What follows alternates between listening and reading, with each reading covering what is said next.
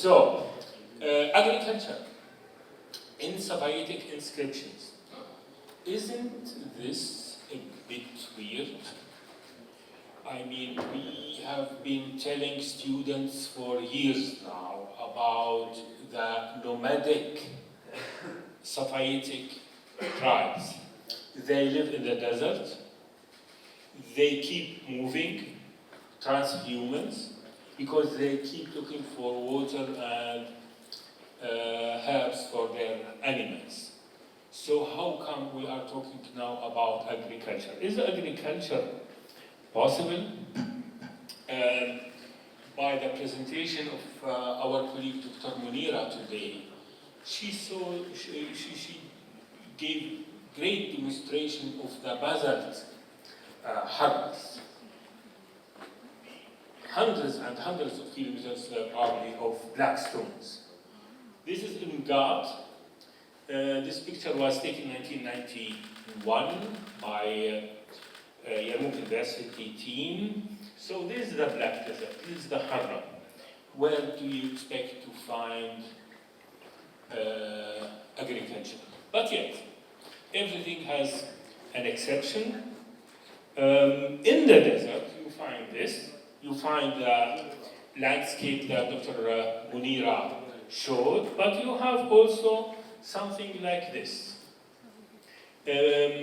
Stretches of land with no basalt stones, not large, but with some vegetation, especially in good years, when it rains. So apparently the perspective, this desert, you can't do agriculture there, is not very accurate. Here you have another stretch of land. It is less inviting for agriculture, but probably possible. Here by some small wadi, you have remains of water, you have vegetations. In other areas, it is something in between. Of course, the soil is fertile because it was not cultivated before, or not so intensively cultivated because of the minerals in the soil. What do we need else? Water for agriculture. Well, bad news. 50 millimeter rainfall annually. When you hear that, you realize you can barely do anything with that. 50 millimeter. Because for wheat, you need around 600 millimeter. For barley, you need at least, probably between 300 and 400. And we have here only 50. But anyone who was in the desert would realize that is, again, not very accurate because there's water. I'm not going now to go into details where the water comes from, but there are ponds of water, small ponds of water, but they are there. This beautiful photo was taken in Ghadir al-Mallah in 1991, and as you see, you have water. And you have in the background vegetation. This is in Qasr Burqa, again, Burqa Dam. You have apparently enough water for agriculture or otherwise. This brings us here.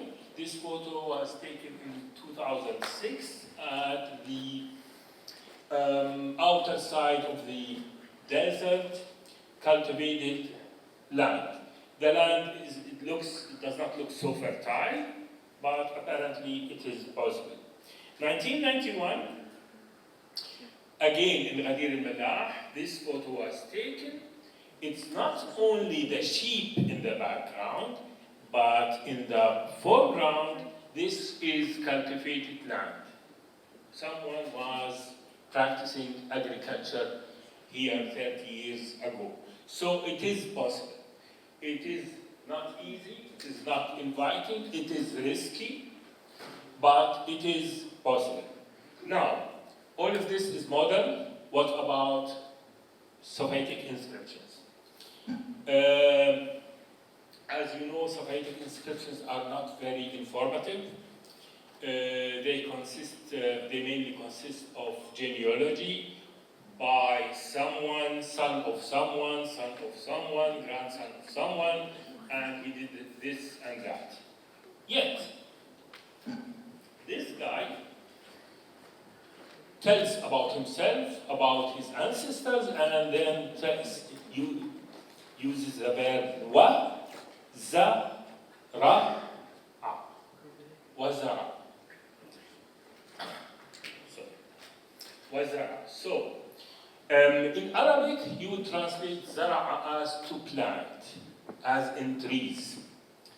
But Arabic also has the other meaning of sowing.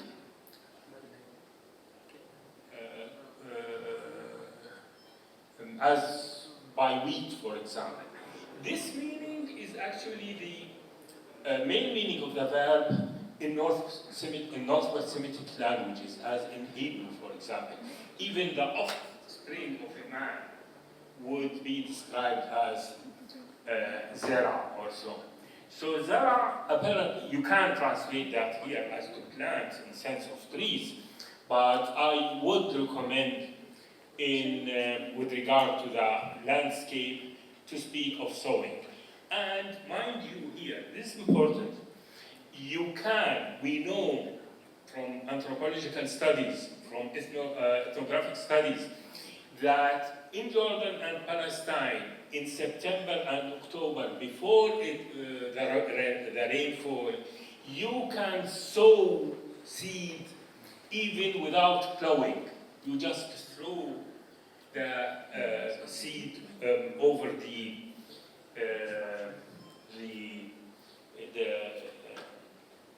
over the earth. This is another example in long genealogy, and then you have the verb waza. It is because examples of agriculture are so little, so few in these inscriptions that we don't expect evidence of agriculture. There are two studies about agriculture by the Safaitic tribes. One was written by Fawaz Al-Khreshi in 1997. The other one, a short, compact, excellent study by Dr. Muhammad.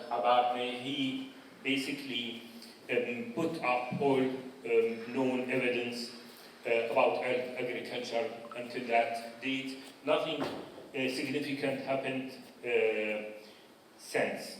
He told me yesterday of a new evidence, a new inscription that is not published yet. Well, we'll keep it by that.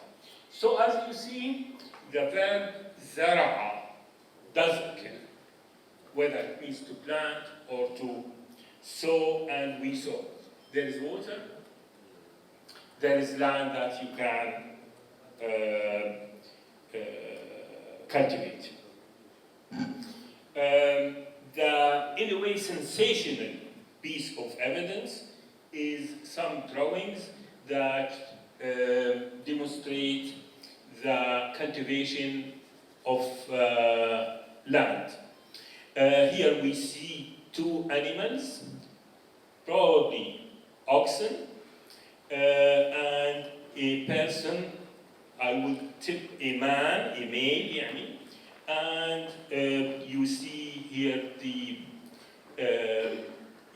structure of the equipment, almost identical with what we know today. I will go back to this point. To go into depth about the description, you can go back to Dr. Zababne's article, because he discusses basically with the very fine details about the drawings.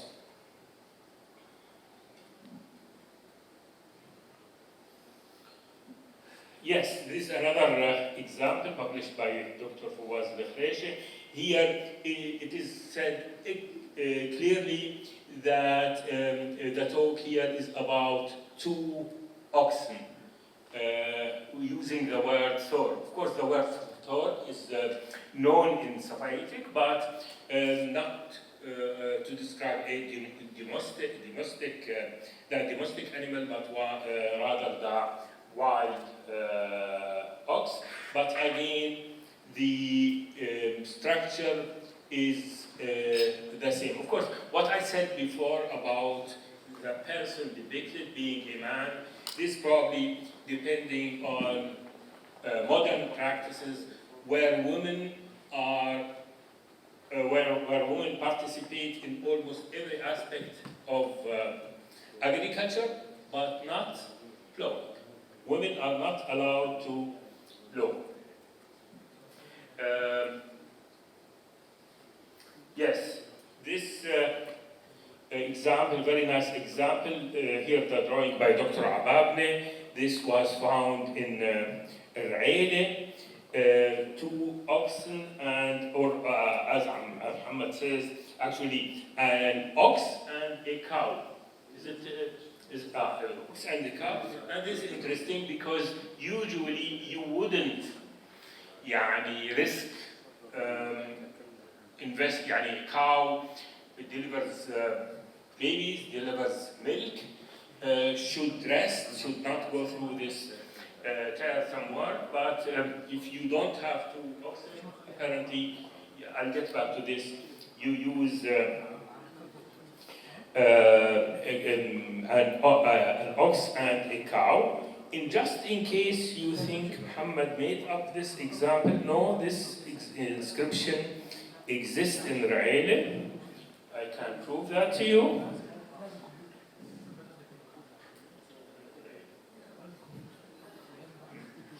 Standing next to the so another example of, there are 7 examples, all in all, and this is relevant. I'll get back to this. This is another example where, again, the tiny details are shown. For example, that the plower holds a stick, apparently to encourage the animals to work.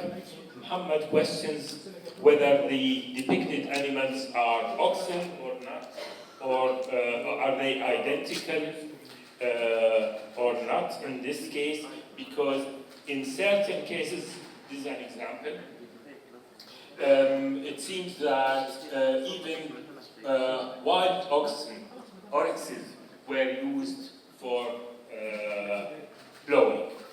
This is all possible. The different scenarios of using different animals are all possible. I'll show modern examples. So apparently people were acting according to the availability of animals. These photos, I'm sorry for the quality, these are taken from Dalman's Arbeit und Sitte in Palestine. The quality, I used a reprint edition, so the quality is not excellent. These are in Palestine, 2 oxen in Palestine, but just to show that it is not so exceptional to use 2 different animals for plowing. This is an example of a camel and a donkey used together. And actually, with all the depiction of camels in Safaitic drawings, you would wonder why were they using oxen when they could use camels for. And this is relevant. I'll get back to this. Even in Palestine, where camels are not so popular, they were using camel. This is a photo of a guy at the coastal areas of Palestine, plowing, cultivating land with a camel. So you would have expected this in the desert, but of course it's not up to us to tell people what to do 2,000 years ago. So I come to the general question. We have over 40,000 published Safaitic inscriptions. We have three attestation of the verb zara, to sow, out of 40,000. We have 7 depictions of cultivating land, again, out of 40,000. We have, as Muhammad realizes, we don't have the word haratha, to plow, cultivate. We don't have the word harith. We don't have any words describing all actions involved in producing food out of wheat or barley. So everything people do after sowing and plowing in the summer. There are so many actions that they should do in order to eat bread after that. Nothing of this is mentioned in the Safaitic inscriptions. We can go 2 ways. Probably the easiest and methodically the correct one is to say evidence, absence of evidence is no evidence of absence. So it's not up to us to question the thing. Yet, those acquainted with Safaitic drawings know that people, as I said, have drawn countless drawings of camels. But among them, few of 2 hump camels. There are no 2 hump camels in the desert, in our desert, in our region. You have to go probably to Afghanistan to see them. So how come we have 2 hump camels? Is it because someone heard of them? Someone went there? Someone imagined them? So I'm just questioning. Are these plowing scenes, are these the so few plowing scenes in the Safaitic inscriptions, do they reflect an actual practice in the desert? Or it is a reproduction of something that one saw in Busra, for example, in southern Syria, in northern Jordan, in some of the villages, and wanted to reproduce as an example of something exciting that one saw there. Thank you so much.